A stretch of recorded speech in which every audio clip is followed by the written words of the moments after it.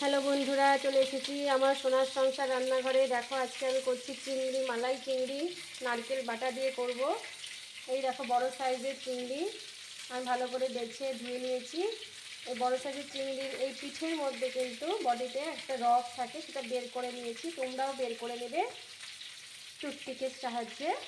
এই দেখো বেশ বড় বড় সাইজের গলদা চিংড়ি, দেখতে পাচ্ছ? এই যে বড় বড় সাইজের গলদা চিংড়ি। আজকে এটা মালাইকারি করবো নারকেল বাটা দিয়ে।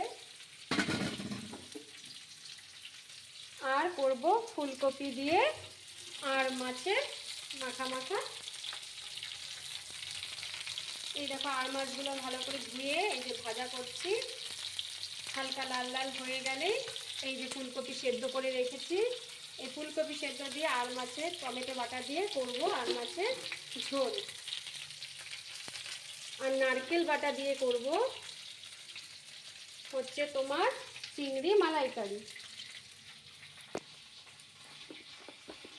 তো আমি এখানে নারকেল বাটা নিয়ে নিয়েছি। এই যে নারকেল ভালো করে মিক্সিতে পেস্ট করে নিয়েছি, দেখতে পাচ্ছ। নারকেল বাটা দিয়েই হবে তোমার চিংড়ির মালাইকারি।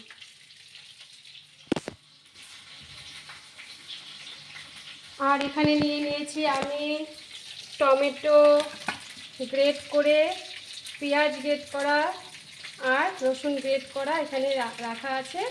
তো আমি চিংড়ি মালাইকারিটা করব, তার জন্য যা যা লাগবে উপকরণ। আর লঙ্কা, তোমরা লঙ্কা দিতে ভুলো না যেন। তো এখানে সব রকম গ্রেভি আমার করা আছে।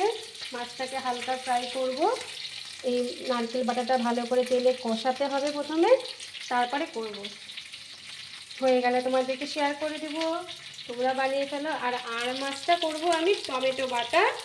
টমেটো বাটা তো এখানে রয়েছে, টমেটো বাটা আর ফুলকপি দিয়ে সেদ্ধ করা ফুলকপি মাখা মাখা ঝোল।